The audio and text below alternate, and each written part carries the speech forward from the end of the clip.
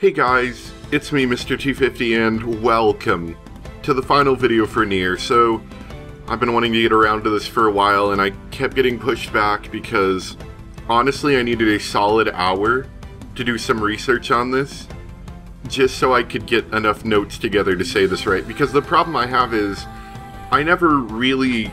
I understand the story of Nier, but it all gets kind of mixed up in my head. Probably because I've only played it once, and from what I've heard, playing it a couple of times kind of solidifies the story, but I think I have somewhat gotten together a good list of stuff. Now, this is heavily influenced by the video series that I had seen that made me want to do my own Let's Play of this game. It was by a YouTuber called Halloween4545, I think. This is heavily influenced by that. You know, I'm re-saying it in my own words, but that is most of the source material. There is a little bit that's going to be from the Google Doc, which is if you do a Google search for Grimoire Nier Google Doc, you can find that real easy, and I recommend if you ever have like a good hour just to sit down and read something, you know, you ever just need to burn some time, this is a really interesting topic, and it gives so much backstory on Nier, and honestly, I'm barely dipping into it. I'm just sort of giving you guys the full story of Nier. But there's so much extra backstory that, in the grand scheme of things, doesn't matter to the story, but it's still really cool, and I would recommend you guys taking a look at it if you ever feel so inclined. Anyway, to start off with Nier, we kind of need to start off with Drakengard. I mentioned this before, but just a quick recap. Nier is a sequel to Drakengard, but if you consider it a sequel, it's Ending's E-sequel of Drakengard. So a little backstory, Kame, the main character, made a pact with the dragon because they were both mortally wounded, and if they made this pact they could survive. This caused each of them to lose something. I can't... That's not super important, but basically Kame loses his voice, but he doesn't need his voice to murder people, is the grand scheme of things here. And ending A of Drakengard is the canon ending, which leads to Drakengard 2. However, ending E is the ending that connects to Nier. And to get ending E, just like to get ending C and D in Nier, you need to collect all of the weapons in the game. And the way the story goes is that there is, I guess, the final boss. I don't want to spoil it too much, but, you know, just give just enough information for you guys. The giant boss is this big, like, statue-looking thing, and you have to beat it in this minigame. But what happens is the final boss actually opens a portal to our modern-day world, you know, in Japan, rather than, you know, America, I guess. But that makes sense, because it is a Japanese game, so it opens it up to modern Japanese world. And you have to go through a pretty difficult boss fight. I think it's like a rhythm game, if I'm not mistaken, but it's kind of difficult. I think there was a similar ending in Drakengard 3. And after you've completed this ending, very shortly after, Kame and his dragon friend are shot down by fighter jets. So congratulations, you beat a really difficult boss and you just get shot down. Which ends up, you know, they just get absolutely shredded into pieces. And as a result, keep in mind you had to collect all the weapons to get this ending. As a result, all of your weapons get scattered throughout the land. Which, by the way, is all of the weapons in the Nier game. All the weapons I had to collect are from Drakengard. So they're all Kame's weapons. So it's kind of cool, and that's why a lot of them have backstories that connect the two. And a lot of their backstories are really dark, because they were really dark in the first game as well. Now, that's the end of Drakengard. And this is, I guess, the story between Drakengard and Nier right here. The Japanese government ends up putting away all that remains of the giant statue and the dragon for experimentation, you know, because everyone's all freaked out. They're like, what the heck was this? You know, from the humans' point of view, they have no idea what's going on. They just, like, a dragon and a statue appeared out of nowhere, and the Japanese freaked out and were like, quick, shoot it down with your fighter jets and stuff like that. Now, when the giant statue got destroyed, it released a lot of salt-like substance And this brought on what they called the white chlorination syndrome.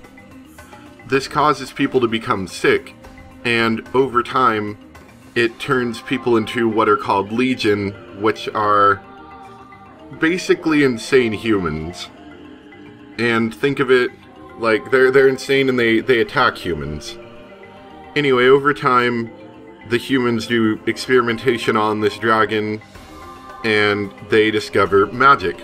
Which is, we know magic, it's the stuff that Emil uses, it's the little red orbs that all the shades shoot at us, the robots shoot, and that we have Grimoire Vice, doing all those crazy magics. Those all came from experimentation by the humans.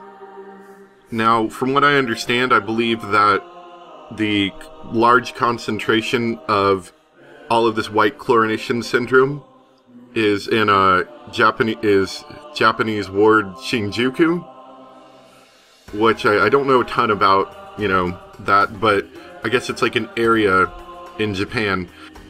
And this area is being affected quite a lot by this white chlorination syndrome.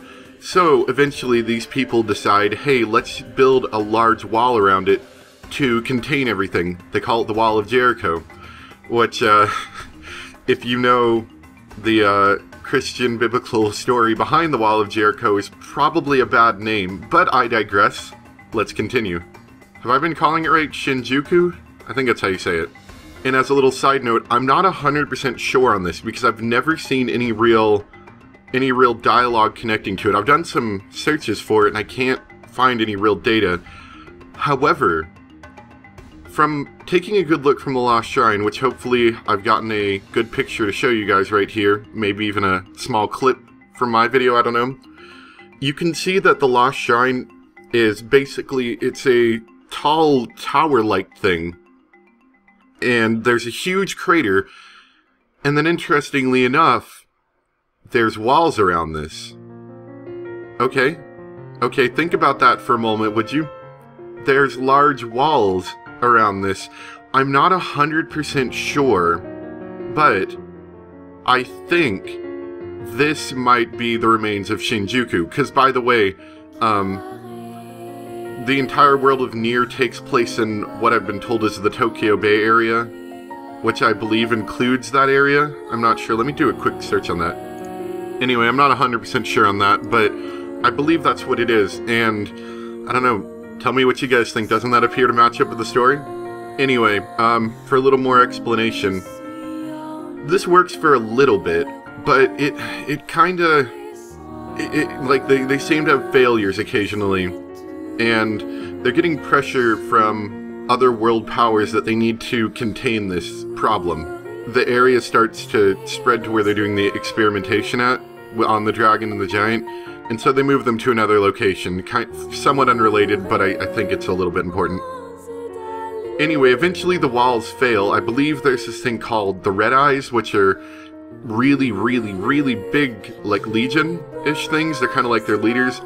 They end up breaking down the wall, and they end up being able to escape.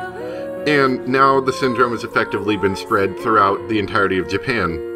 Finally, under pressure from various world powers, the decision has now been made to nuke Japan, with the hopes that this will possibly wipe out the white chlorination syndrome. And once they've nuked it, it appears to be somewhat effective. Nobody's really getting, affected by white chlorination syndrome anymore. Not that I would imagine there'd be a lot of people left, but I believe in my previous idea of where the Lost Shrine is, that big crater around it that's full of water, I think that might be where the nuke hit. Now, why is that one building standing? Not 100% sure. Maybe it might have been built at another time. Like, it might have been built afterwards. Not sure on that. That's the only hole in my idea that this might be Shinjuku. But I haven't seen anyone else suggested online that I've been able to find, so I don't know if that's there's any real information about that. Emil is created from the experiment, you can do all those crazy magic stuffs, and I don't quite know how this ties in with the story. Maybe they wanted like a backup plan in case, people tried to attack Japan in its weakened state, or what have you. But at this point, Emil was created to be a human weapon. Now everything seems kind of good for Japan right now. I mean, it seems like it's kind of bad because they got nuked, but they can restart. And the white chlorination syndrome is gone, and they've got a meal, maybe as a good, defense weapon against people who try to take advantage of their weakened state. But, however, at some point later, I don't remember how much later, white chlorination syndrome starts popping up around the globe. Uh-oh, what happened? Well, we thought the nuke, we thought the nuke destroyed the virus, or whatever this is white chlorination syndrome. But in fact, it didn't get destroyed. Imagine if you had a bowl full of, something soft and fluffy. Let's say sawdust. You had a bowl full of sawdust, and you hit it with something explosive. What's gonna happen? Well, maybe if it was maybe sawdust isn't the best word, but let's say something that wouldn't burn. What would happen? Well, you'd have a lot of spread out whatever this material is. Let's say, I guess you could say a grenade even, honestly. You throw a grenade and what happens? Well, the little bits of metal don't disappear. In fact, they get launched very far away, and it's kind of dangerous. That's actually a better example. And now this is elevated from being one country's problem to being the entire world's problem. And the world basically comes to a halt as everywhere people are fighting for their lives. And I remember there was, I think in the second run, the second time that we got to the Forest of Myth, there's actually a little bit where someone was talking about how they were fighting against red-eyed creatures. What this was referencing. And eventually the humans come up with this Gestalt project, using what they've learned from the dragon and the giant. Which we know about, they remove your soul, make a shell, wait out the disease. The problem was that when they removed people from their souls, it instantly caused them to become relapsed shades, and they had no real way to control it. And so at this point they were looking for someone who can stabilize it. Now, I know it's, some of this is a little bit iffy, a little, confusing. And I agree, some of this doesn't make super huge sense, but I'm telling it as the story tells it. Anyway, so to make this process work, they came up with grimoires, which apparently were made from people, surprise, surprise, that were susceptible to magic. Which, I believe this is actually supported by Vice. If you remember, I think in the desert, when we were running around the scorpions, he made a comment about how people used to eat scorpions from food stands, and how he talked about how he has some things in his mind that are really clear and some things that are kind of fuzzy. More on that later. But the purpose of the grimoires was to help them find, it was part of the Gestalt project, but it was to help them find the, quote, perfect Gestalt, the one that would help stabilize everyone else. I'm not 100% sure on how they came up with this idea, but this was their idea. So, they would gather up groups of people, get them to touch the books, pretty much end with failure, grab groups of people, get them to touch the books. Keep in mind this caused them to become relapsed shades, so they probably had to kill them off after this. But, this is where we start to hit the story of Nier. So, Nier got gathered up. If you remember me reading the story of the Iron Pipe, I think I did at one point. I talked a little bit about this, though it was kind of vague. That Nier got gathered up because he had no food, Nier and Yona, and they were told they'd have food. So thinking, well, I can help provide for my daughter this way, I'm going to go with them to help feed us. However, Nier feels like something isn't quite right, probably due to the possible screams coming from the people that are being converted. You can, I'm guessing as they were being converted, they probably frightened some people. I guess he wasn't, but what he managed to do is he managed to sneak away, steal a book carefully, by wrapping it up so he wasn't actually touching it, and running away. And where the game picks up, he's at a supermarket, and he comes across all the shades from the experiment group that he was just with. I guess they ended up chasing him, and he has to fight them all off. That's all the shades you see right at the beginning of the game. Anyway, not in exact order, Yona ends up touching her book, and she begins to turn into a shade. That black scrawl on her skin. Nier, however, ends up touching his book, and he doesn't turn into a shade. He actually gains huge magic abilities, which is the sign that he is the perfect Gestalt, the one that they've been looking for. Ends up beating up the shades, his daughter's still kind of screwed, and I don't know if he found the scientist or they found him, but he ends up talking to the scientist, and they said, "You're the one we need, you know, we've been looking for this the whole time." But Nier is kind of distraught because his daughter is going to be turned into a shade. And they say, well, we can put her into, you know, stasis, cryosleep, whatever, I don't know. We can suspend her while we look for a cure. And then while that's happening, you can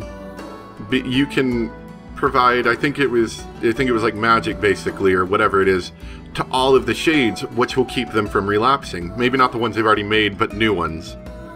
Alright, so 1,000 years later, we're almost about to start with the main portion of the game.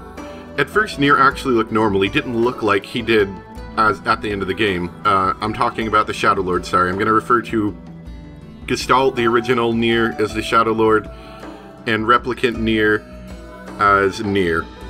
Just to clarify. So at first, the Shadow Lord looked normal, but he became shade-like looking over the thousands of years. Apparently, it took a while for that to happen. He didn't, in fact, go insane, and he also didn't know that apparently it's too late to save his daughter. She's pretty much screwed at this point. Which, by the way, this explains why Yona does, in fact, have the black scrawl, the replicant Yona, because her Gestalt version of herself, her original self, also has the black scrawl. Alright, so at this point, the main portion of the game starts. So, we have the replicant shells started out having no sentience and only did what they were told by the androids. In this area, that happened to be Popola and Devla, which the replicants, the shells, are actually made by magic. They're not, I guess, normal humans. So I'm not 100% sure how they were supposed to restart with normal humans, unless that required a soul. Not sure on that, but the idea was we'll wait out this disease, and they'll make new shells as necessary because, you know, people end up dying eventually, but they'll just make a new one. The problem was that over time, every cycle, Nier got stronger, and eventually, you know, we ended up beating them in the game. Well, over these 1,000+ years, the Shadow Lord started to get impatient, and he basically convinces the twins that they need to start up the Gestalt project, get people back into their bodies, because he wants his daughter back. Yona goes missing. Now, where does Yona go missing? Yona goes missing in the Lost Shrine. Now, why did Yona go to the Lost Shrine? Because she wanted lunar tears. How did Yona know there were lunar tears in the Lost Shrine? Popola told her there were. That's how it starts. So, Nier goes and rescues Yona, and he finds Vice. Keep in mind, this is all of this is orchestrated by Popola and Devla. Vice is the program that starts the whole process, and the idea was that that Nier would get Vice, and then they would be able to start this process. Which, if you remember, this actually almost happened mid-game. I think it was around the time, right before the time skip, but by yelling at Vice, we actually prevented that from happening. Now, Vice should have known about this process, and his whole goal, in fact, was to start this process. So he shouldn't have really had anything that kept him from doing it. That was his entire goal.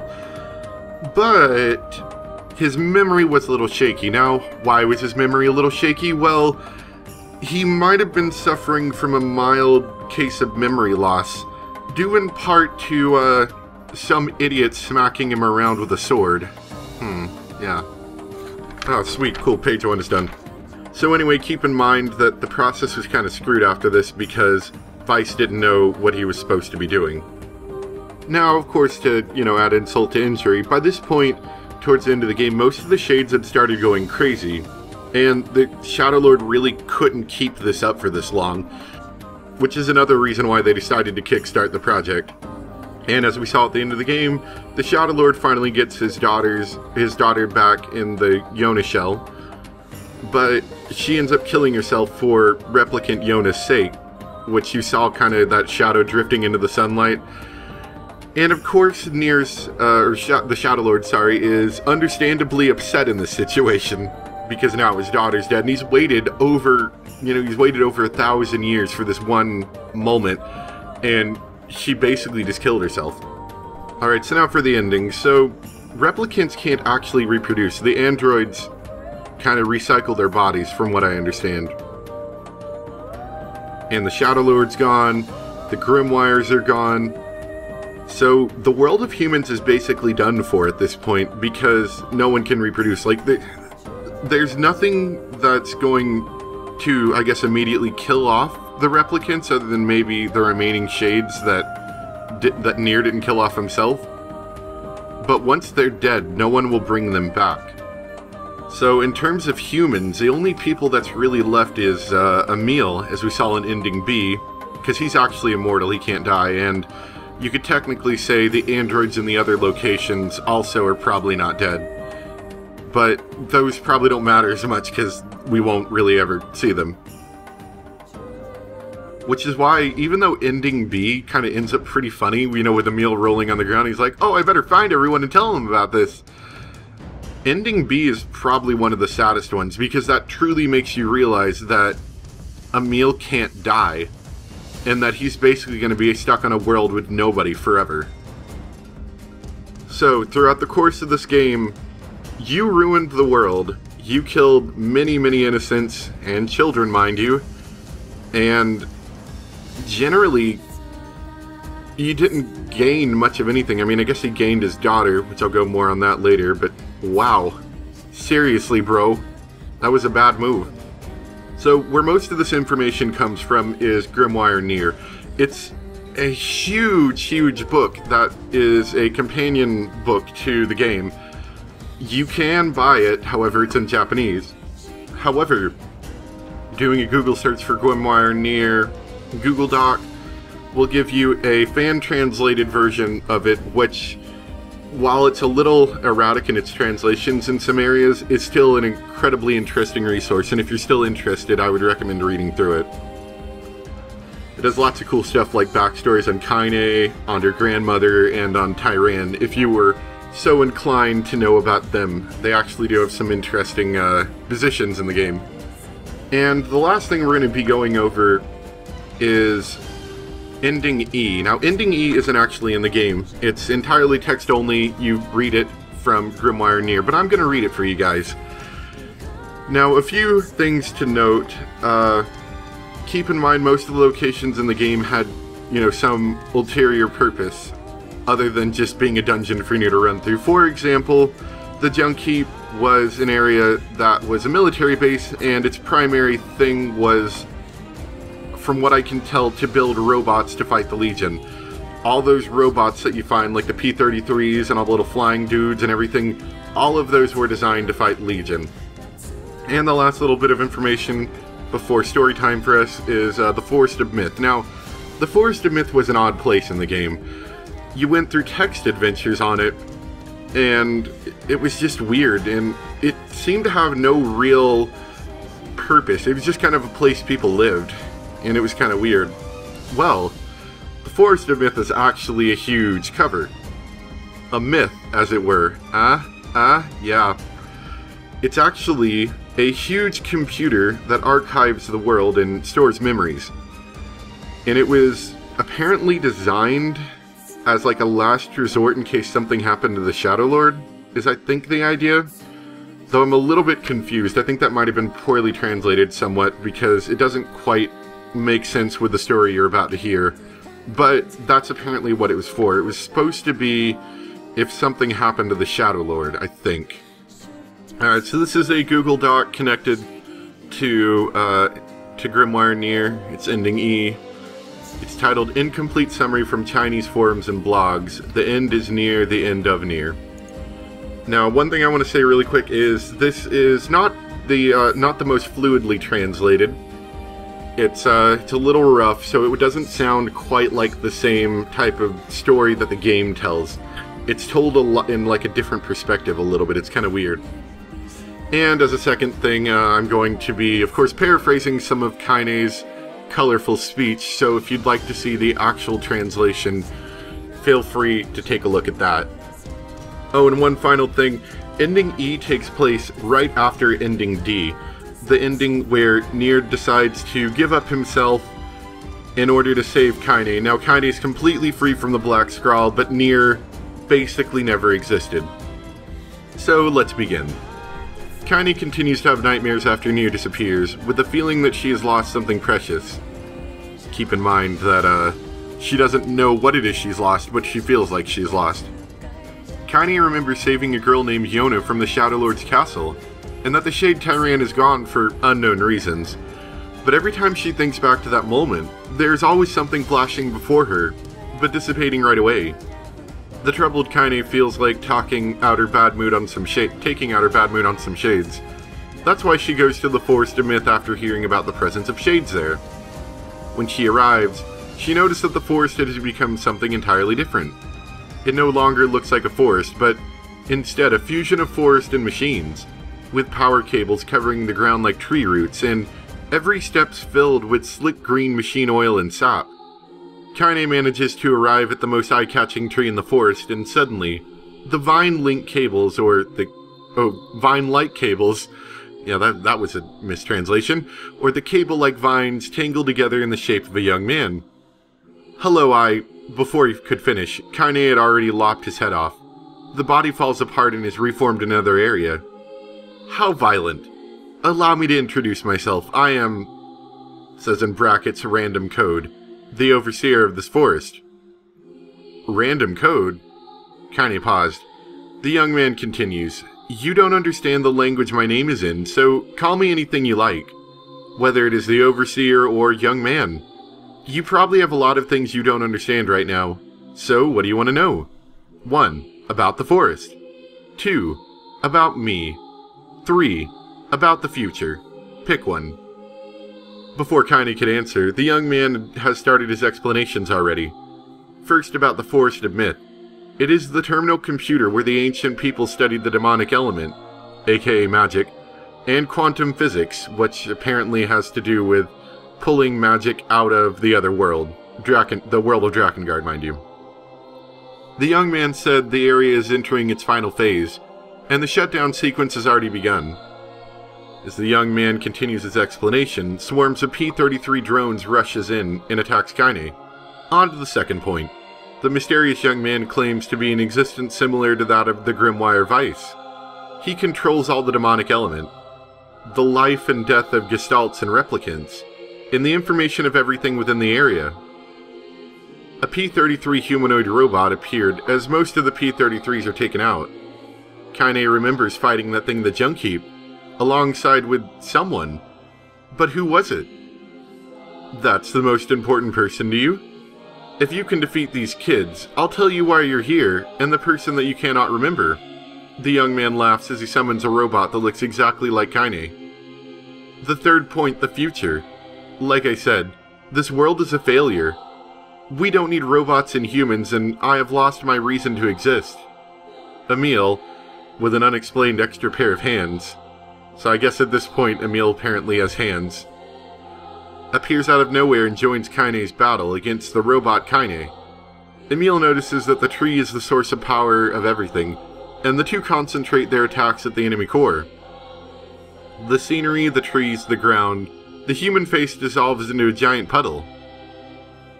Using the power of magic to fuse machines, humans, and plants together.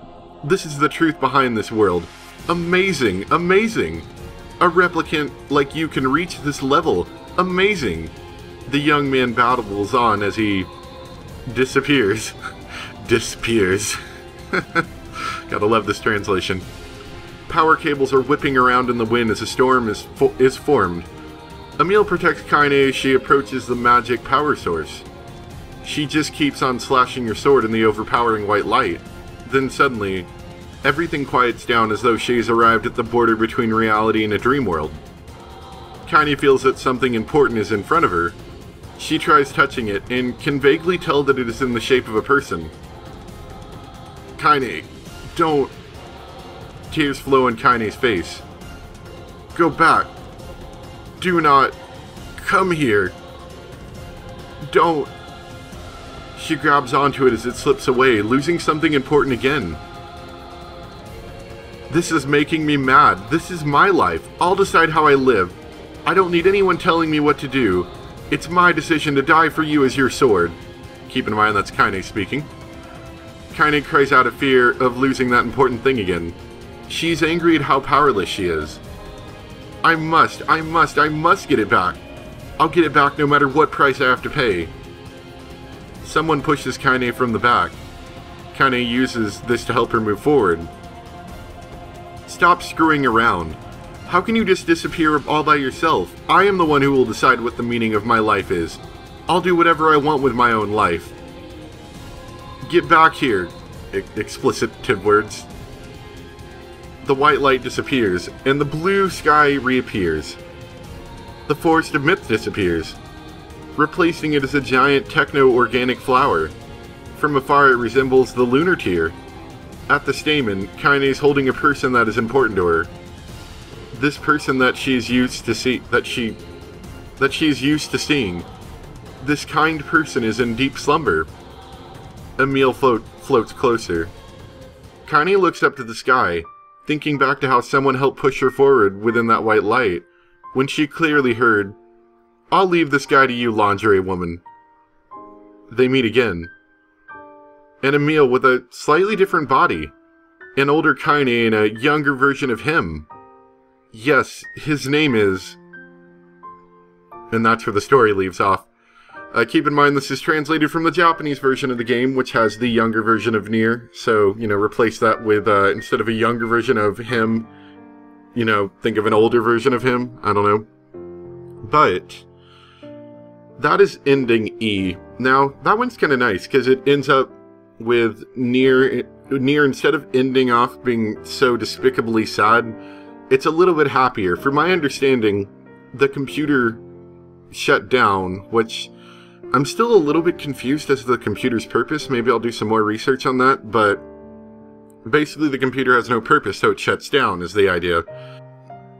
What comes out of it is Nier, not the same Nier, mind you, that we knew, but a version of Nier from back when you first see the Forest of, when you first go to the Forest of Myth, that comes from the Forest of Myth's memories of Nier. An interesting ending, to be sure, even though the world is still screwed. Now, overall, I like Nier a lot. I thought it was pretty good, and I hope you guys enjoyed it as well. It's definitely an interesting story. There's not that many quite like that, I think. Just with all the feeling and everything. So let me know what you guys think. If there's anything else I need to clarify, let me know. But otherwise, I think that's going to be it for Nier. Like I said, if you're interested in more Nier backstory, feel free to read through Grimoire Nier. It is a long read, but there's lots of cool stuff. There's logs from people that were living through the time. There's backstories on characters that we don't know a ton about. There's some interviews with the game developers, which are a little difficult to read because they're translated interviews, mind you. But they're still a pretty interesting read. And overall, I think Nier is just such a great story, which came from such a honestly a bad developer. Like, from what I've heard, Drakengard is pretty interesting, the first one, and I want to play it at some point, but it's also pretty rough. Same thing for Drakengard 2, I think. Though I did watch someone play Drakengard 3, and that was kind of neat. And apparently it's a prequel to Drakengard 1.